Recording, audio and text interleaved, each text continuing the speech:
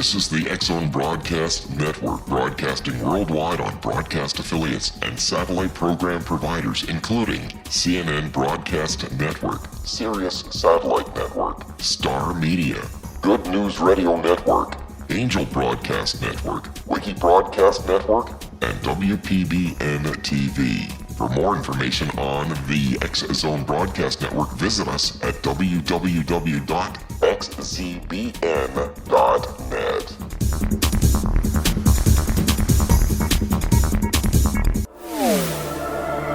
The X-Zone Radio Show with Rob McConnell is largely an opinion talk show. All opinions, comments, or statements of fact expressed by Rob McConnell's guests are strictly their own and are not to be construed as those of the X-Zone Radio Show or endorsed in any manner by Rob McConnell, REL-MAR McConnell Media Company, the X-Zone Broadcast Network, its affiliated networks, stations, employees, or advertisers.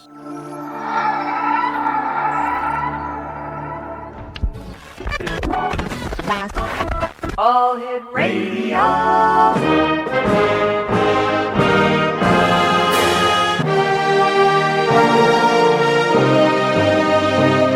Welcome to the X-Zone, a place where fact is fiction and fiction is reality. Now, here's your host, Rob McConnell.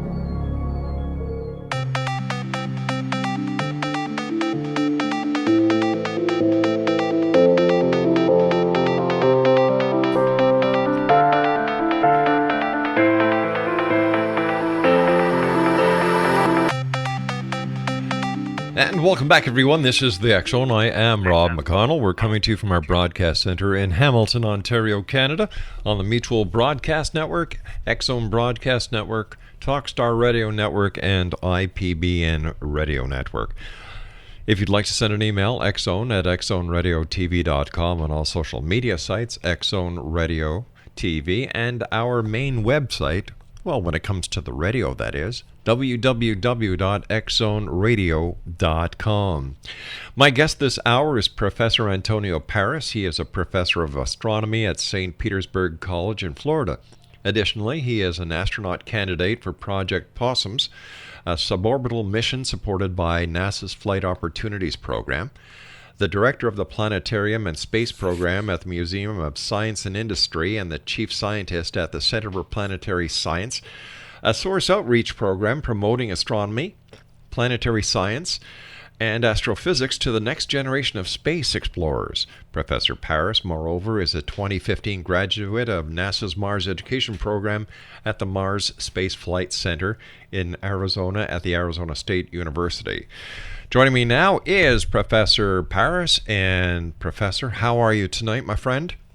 I'm doing pretty good. Can you hear me well over there? I can hear you. It sounds like you're not that far away. Perfect. So tell me, what is new with you, and what is new in the world of spaceflight, in the world of NASA, in the world of space exploration? Oh, well, for NASA is basically centered on, for the next few years, in planetary exploration. We're looking at Mars, Pluto, and even a mission to Venus. So it looks pretty exciting for the next 15, 20 years. So lots for us, for the astronomy community, to keep us busy. Professor, what is the draw of Mars? I understand the president of SpaceX says that he can have a mission to Mars completed in the next couple of years. I think the draw to Mars is our human instinct to continue exploration. 500, 600 years ago, Christopher Columbus and the explorers from those days, moved forward. They crossed the immense oceans against all odds, and we're here today because of that, I guess. Eventually, I think we basically reached out to everywhere we can geographically on this planet, and that instinct and urge to continue to explore is making us move outside the planet. We can't go to Venus because Venus and Mercury are hostile environments. Mars, not so much. It's not as friendly as Earth. Right. but we can still go there. If we have submarines and spaceships in orbit, spacecraft in orbit, I think a self-sustained mission to Mars is not that difficult. The hardest part of going to Mars is the expense. It's very expensive to go to Mars. Would you say that with today's technology, a trip to Mars would be a one-way trip for the occupants of that craft? I don't think so. I think we have the necessary engineers, the technology, the brains to make a spacecraft visit Mars, hang out for about a year and a half until we're back in alignment, and return back.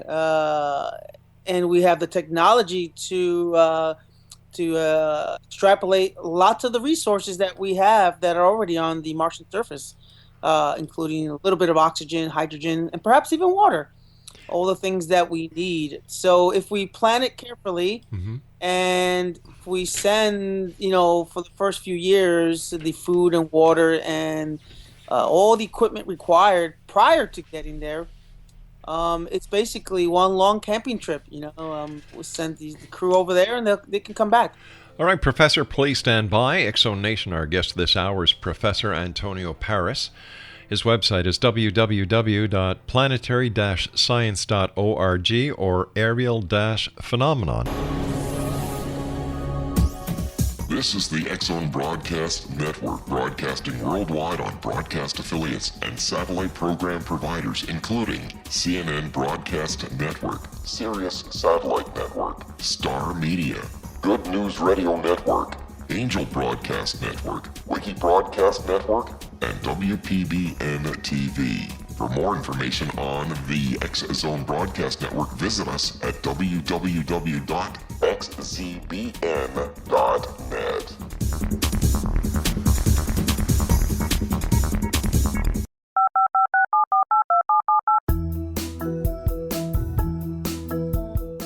Did you know that when you're on the road with limited data or Wi-Fi, you can still listen to the X-Zone Radio Show with Rob McConnell, The Science of Magic with Gwilda Wiyaka, X-1, Dimension X, Space Patrol, and every minute of the X-Zone Broadcast Network by calling 213-401-0080, courtesy of Audio Now. No smartphone, app, or internet needed. It saves your data plan, and it's free if you have unlimited minutes. Call 213-401-0080 to listen on any phone, anytime, anywhere. Remember 213-401-0080 for the best of the paranormal, parapsychology, and sci-fi radio programming anywhere, 24/7, 365.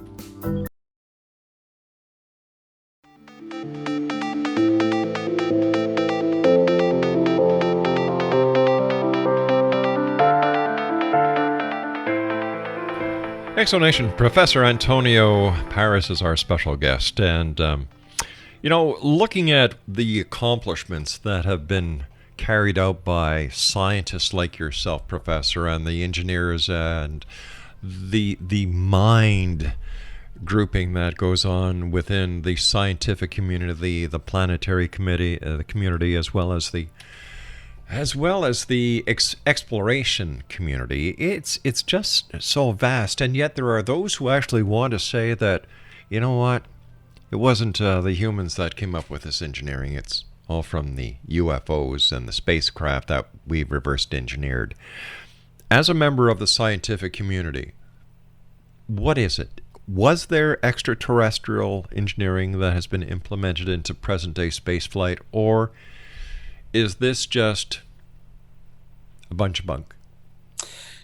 Well, my answer would be that I don't know. I have my personal opinion is I don't have any proof whatsoever to suggest that any of the technology that we have out there is derived from extraterrestrial civilization intelligence.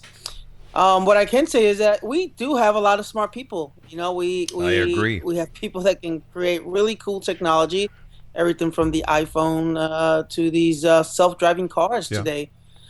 But who knows? There's a lot of great conspiracies, but unfortunately, those conspiracies, I like to call a wilderness of mirrors. No matter where you look, the rabbit hole gets deeper and deeper and deeper. And I just don't see any. I would like to, you know, take everyone's imaginations and put them all together and to suggest, hey, this possibly could have been technology recovered from either extraterrestrial craft or conspiracies among governments and extraterrestrial life.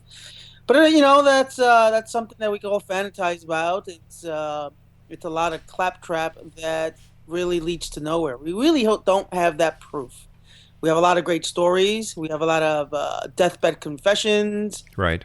We have a lot of alleged witnesses, and what I like to call anecdotal information, not anecdotal evidence, like some suggest. So it's just going to continue to be lots of great stories, and until my personal, I guess, what's a good word I'm looking for? Not opinion, but when I actually see a spacecraft or evidence thereof at the Smithsonian or some museum, then we can finally have the answer. But right now, it's just a lot of great stories. You, sir, are a former U.S. Army intelligence officer, infantry officer, paratrooper. You were awarded the Bronze Star Medal for Valor in Iraq. You're also the author of 2 books, Aerial Phenomena and Space Science. You're a certified PADI scuba diver and dive master. And you're a professional member of the Washington Academy of Sciences and the American Astronomical Society. So ask, let me ask you this question, and no disrespect meant whatsoever. Why is a scientist like you, with all your credentials, studying UFOs, and doesn't the study of UFOs as a very well and highly respected scientist like yourself derail your reputation as a scientist? No, it does not. If you look at my entire background, there are a lot of chapters in my life story, and that is a result of my dad inspiring me to do as many great things as possible in my life. My father basically spent his whole life farming, and then his later life teaching, and that was great for him. But he told me, you only live once and you need to do as many things as you can. So I joined the service. I was server of combat tours, became a scientist, was in the intelligence community for almost 10 years. So that's what I wanted to do. Lots of chapters, lots of great adventures in my life, which all culminated to what I like to do now, which is astronomy. If you look at all my careers, Army, college, intelligence community, I still always wanted to be involved in space science, and that's where that led to today. But when I look at the UFO phenomena, I don't look at it from some crazy crackpot perspective. I look at how the phenomena has evolved. I look at it from a scientific perspective. And for the most part, most of the scientists and astronomers that I work with understand how I approach this phenomena. And believe it or not, most scientists are closet UFO lovers. I'm sorry to say that, but I know so many reputable, respectable scientists that look at this phenomena from the comfort of their own privacy. And but from my perspective, I don't really care, because I'm looking at this phenomena from a nut and bolts perspective. If there are 1,000 cases out there, I only look at 1 or 2 that appear to be highly credible. All right, Professor. That's it. And the people that I surround myself with, including in the aerial phenomena team, are highly respected. All right, so let me ask you this, engineers sir. And scientists as well. All right, let me ask you this then. How do you do things differently as a trained scientist, as well as the other members of your team who are professionals? How do you do it differently than from, let's say, another UFO group? The key, or the first thing that we do is that we don't entertain and we venture off the usual suspect. We stay away from these crazy conventions. We don't we stay away from all these groups that have only one thing in common, and that is to spread the conspiracies.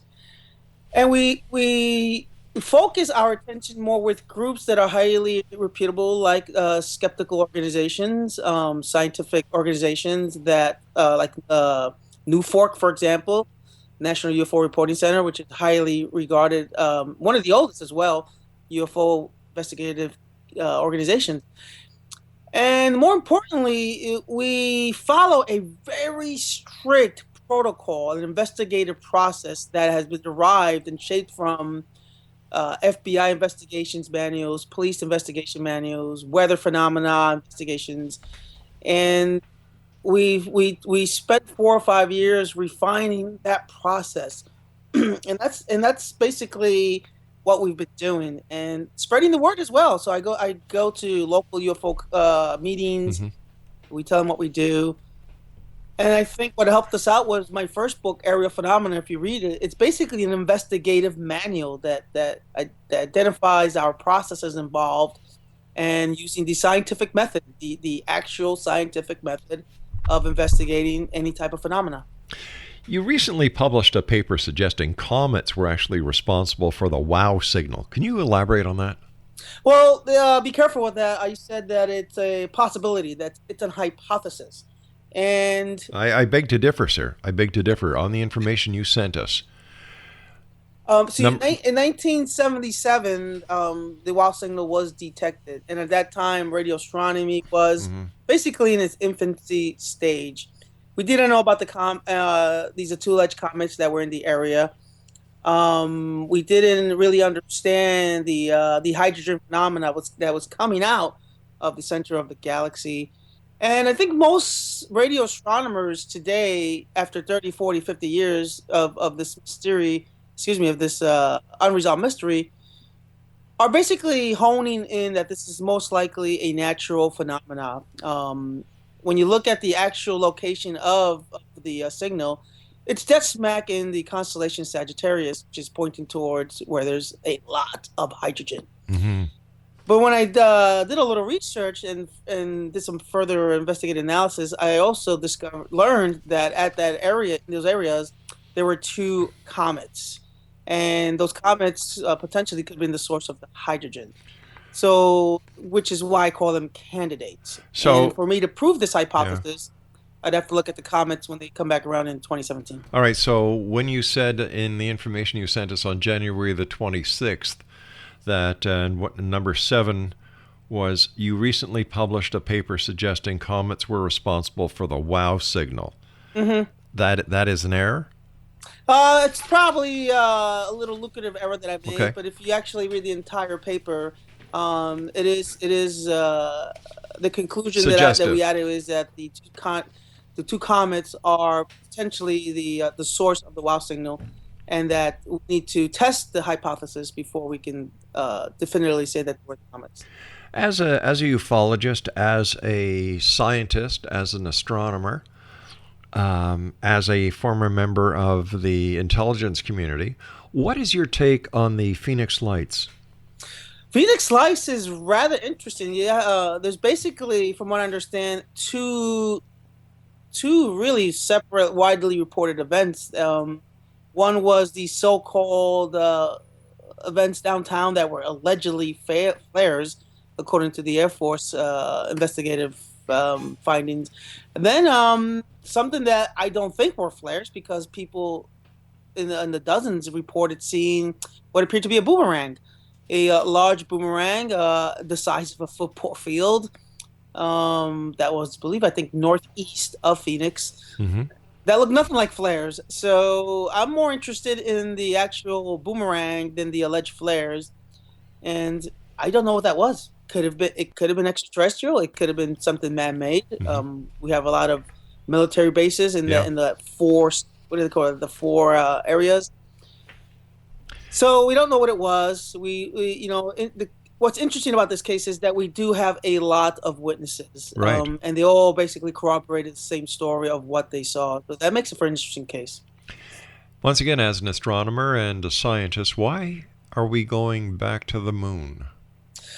I think going back to the moon is basically because the natural resources there that we can exploit for all intents and purposes. The helium-3 that's on the lunar surface Yeah. is a great. This is the X-Zone Broadcast Network, broadcasting worldwide on broadcast affiliates and satellite program providers, including CNN Broadcast Network, Sirius Satellite Network, Star Media, Good News Radio Network, Angel Broadcast Network, Wiki Broadcast Network, and WPBN TV. For more information on the X-Zone Broadcast Network, visit us at www.xzbn.net.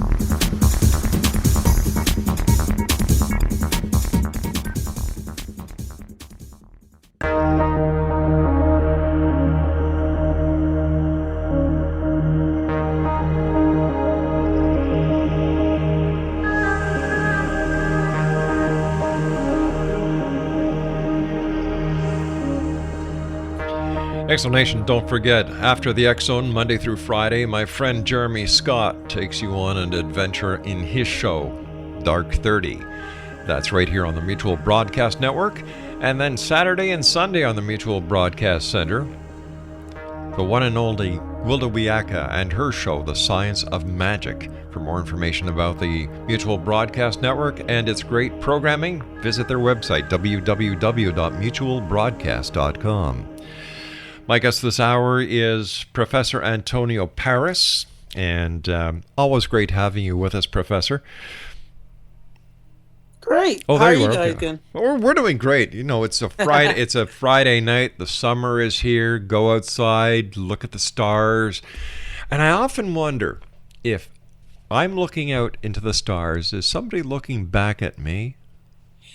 That is a possibility, and that's a great question. Someone actually asked me a similar question a couple days ago, that we are looking for extrasolar planets out there, but we are actually a biased species. You know, we're looking for Earth-like planets that are similar to ours.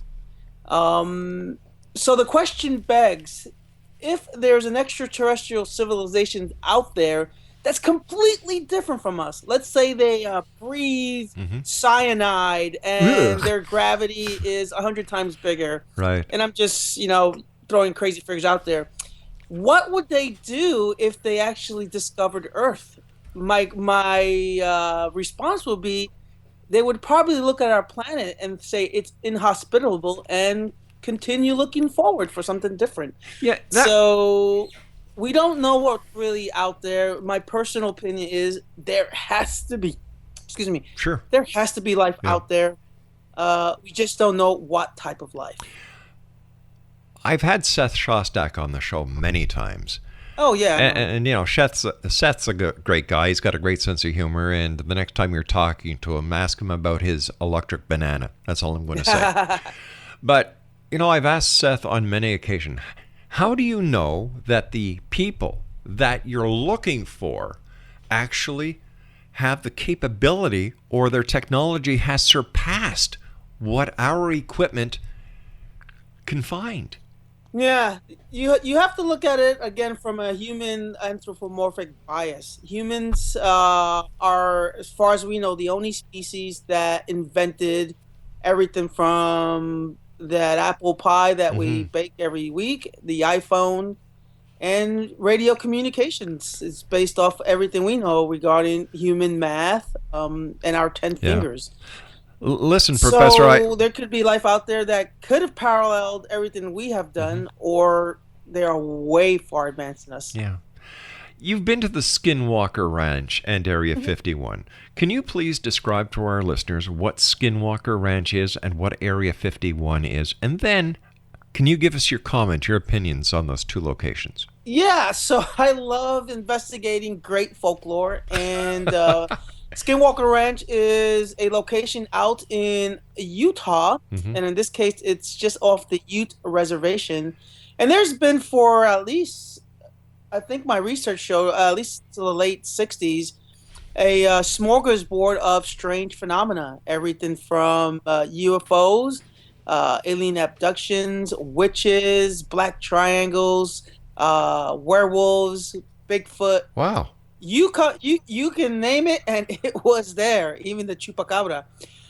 And so we went out to investigate this phenomena at the ranch, and we saw a couple of strange orbs and some shadows. But it was a rather interesting place to look at. The whole theory is, according to local experts, is that all of this that I just mentioned Mm-hmm. comes from one specific entity. And John Alexander out of Las Vegas calls this the sentient phenomena, also known as the trickster, that it can transform itself to whatever it wants based on what you want it to be.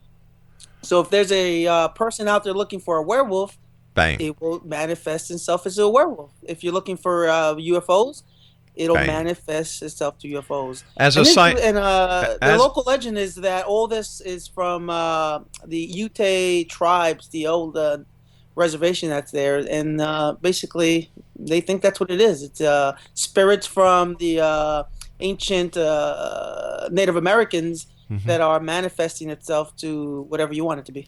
All right, but as a scientist, a trained scientist, a decorated member of the military, a 10-year veteran of the intelligence community, as an astronomer, astronaut candidate, like, I'm not talking to Mickey Mouse here. I'm talking to somebody that I respect. When you look at all this stuff, what's your take on it? My specific trip was only looking at what the one of the largest phenomena there highly reported were these orange orbs. And the local scientists thought that this was ball lightning or atmospheric phenomena. And that's why I went down there. You know, I went down there with truckloads of scientific equipment to try to study this this light phenomena. And the other was just, you know, it's just giggles for me. You know, I wasn't looking for werewolves. I wasn't looking for aliens. It was basically to study this atmospheric phenomena. And we detected one orb, which we weren't able to explain, but we did everything: radiation detection, light detection, all types of all the scientific process involved to study this phenomena. And the other stuff, the other legends that were there, that was more there for entertainment. Alien abductions. The two that come to mind whenever you ask anybody about alien abductions: Betty and Barney Hill, and then Travis Walton. Yeah. What's your opinion, sir? Well, Travis Walton is actually a good friend of mine, and I actually met him about 4 or 5 times already. And he understands my opinion of him, that I think something did happen to him. Right. And unfortunately, he knows that he really has no proof. My personal opinion is that I have to stay away from alien abductions because the few that we have investigated, and that's just a few that I investigated, that we had to be careful because these people were suffering from some type of traumatic experience. Whether it was aliens or not, when they report to me that they were kidnapped, Right. that they were raped, that they were taken from their own free will, that to me disqualifies me from investigating it because I'm not a medically trained doctor. I'm not a psychiatrist.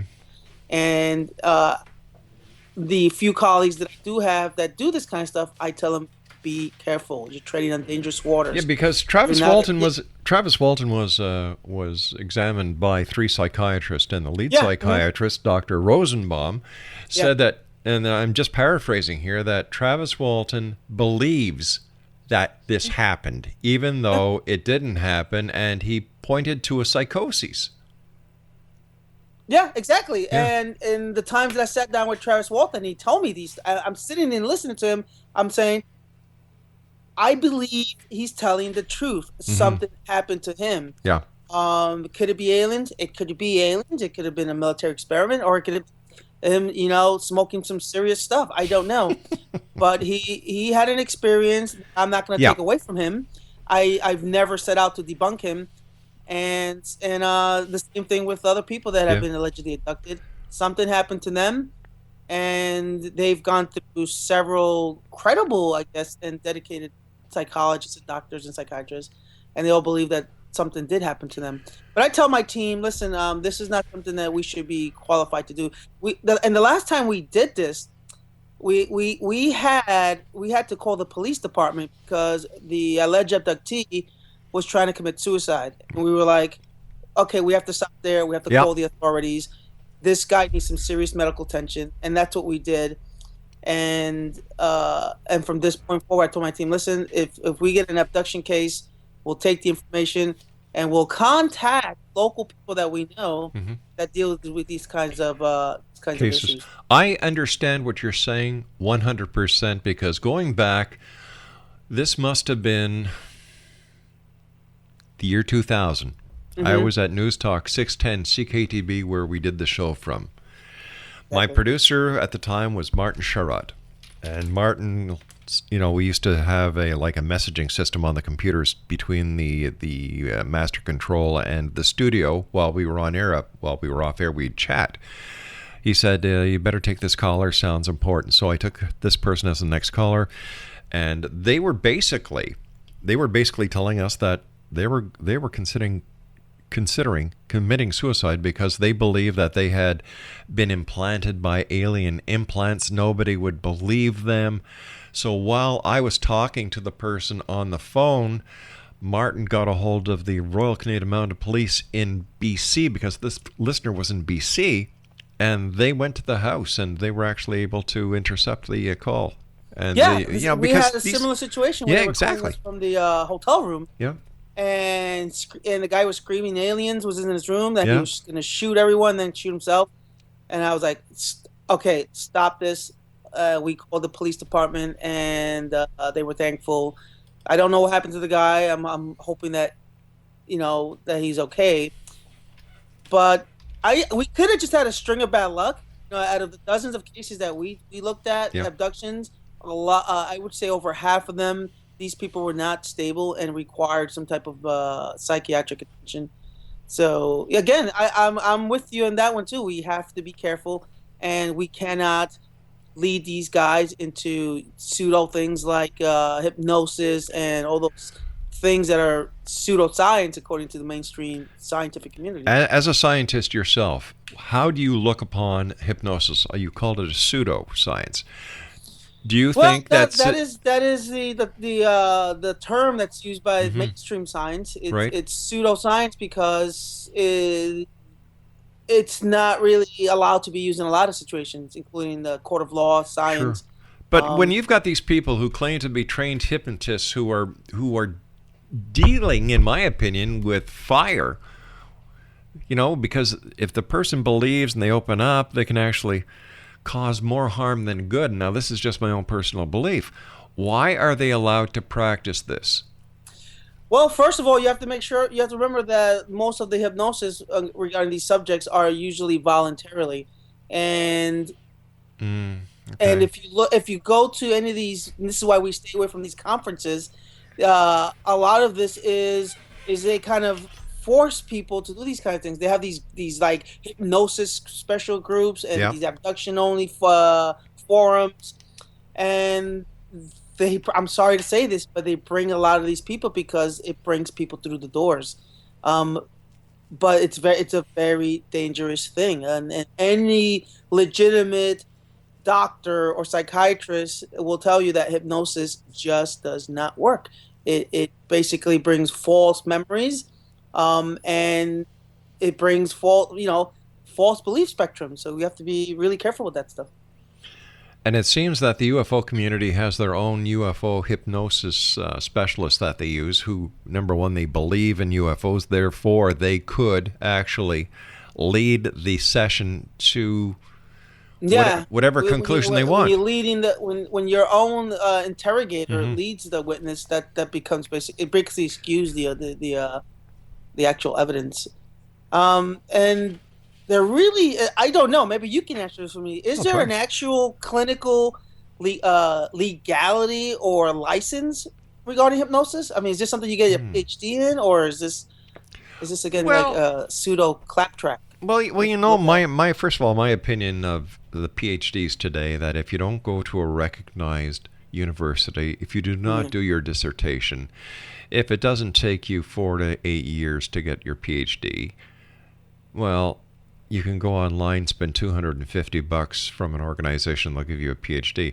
Though the internet PhDs, in my opinion, are piled higher and deeper. Whereas I believe that the internet has taken a lot of credibility away from people who have spent years learning, proving themselves, learning, mentoring, and that these people who just take these online courses, I'm sorry, I don't give them any credibility whatsoever. Yeah, I did it the old-fashioned way. Yeah. I had to go to school. I had to write a thesis, and my thesis doctor had I went through 3 different arguments to get that approved. It's a little different now. There is you can go through 2 or 3 years and get a degree, which is okay as long as it's from a reputable school and you still do your internships and things like that. But you can go on any given website now and get your PhD, and you can get like PhDs now in ufology from non-accredited schools, obviously. That's where the PhD stands for piled higher and deeper. It's just like going on the internet and getting a reverend in front of your name. I did this one day on the show, and all my 3 dogs now have reverends in front of their name. Like, come on. You get these people who come on when we're talking about ghosts and they're reverend this, bishop that. Yeah. First question I ask is, what seminary did you go to? Well, I didn't go to one. I went to such and such. I belong to such and such a church. I'm sorry. So what do? We check them out on the internet. Yeah, I think if you want to be regarded as at least credible, is you have to get the education out of the way, and then more importantly, in my business, you have to publish. You have to publish from blind peer review, do the hard work, submit it. And I've done publications where they were rejected, and I had to go back to the drawing board. Sure. But public peer review publications is what shapes your credibility, and that's what I've been doing for the last close to 8 years now. This is the X-Zone Broadcast Network, broadcasting worldwide on broadcast affiliates and satellite program providers, including CNN Broadcast Network, Sirius Satellite Network, Star Media, Good News Radio Network, Angel Broadcast Network, Wiki Broadcast Network, and WPBN TV. For more information on the X-Zone Broadcast Network, visit us at www.xzbn.net.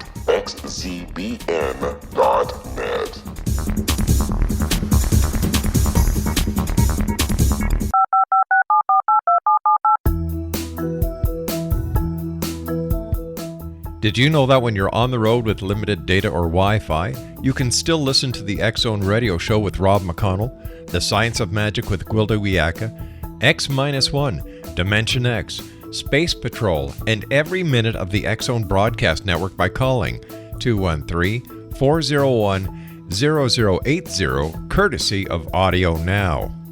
No smartphone, app, or internet needed. It saves your data plan, and it's free if you have unlimited minutes. Call 213-401-0080 to listen on any phone, anytime, anywhere. Remember, 213-401-0080 for the best of the paranormal, parapsychology, and sci-fi radio programming anywhere, 24/7, 365.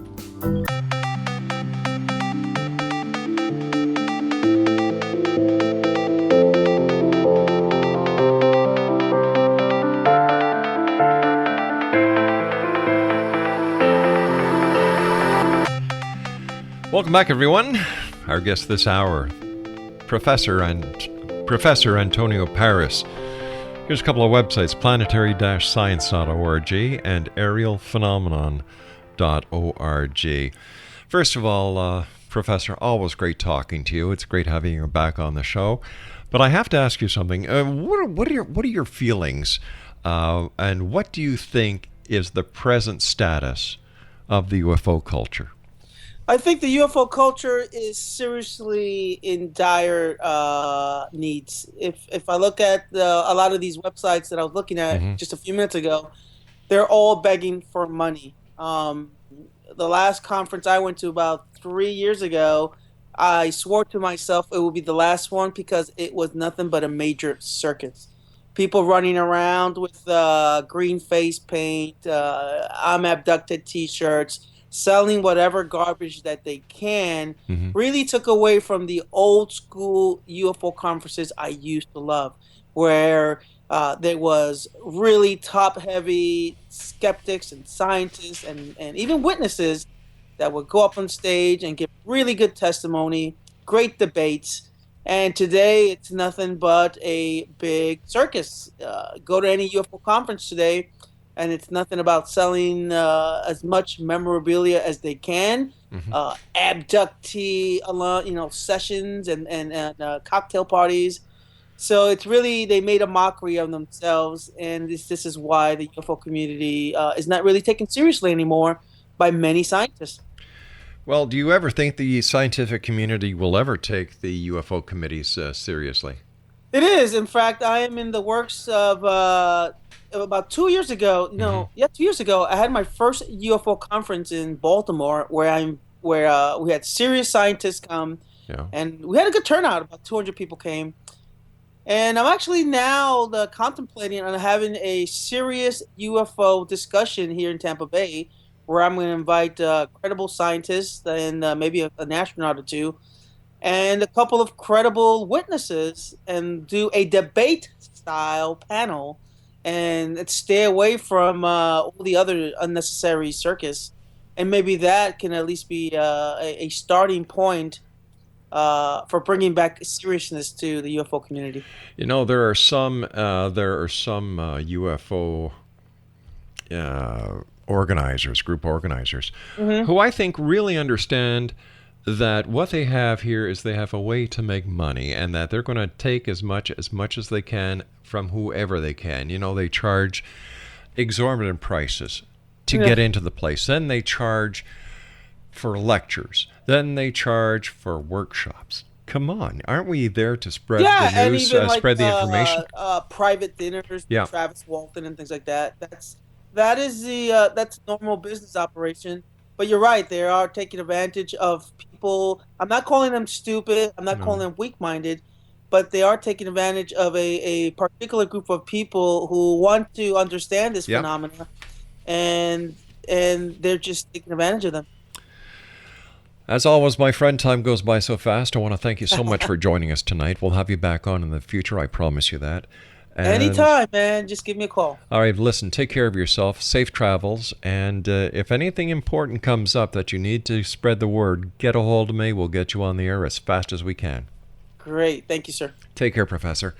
Exonation, my guest this hour has been Professor Antonio Paris. Here's a couple of websites, planetary-space.org and aerial-phenomenon.org.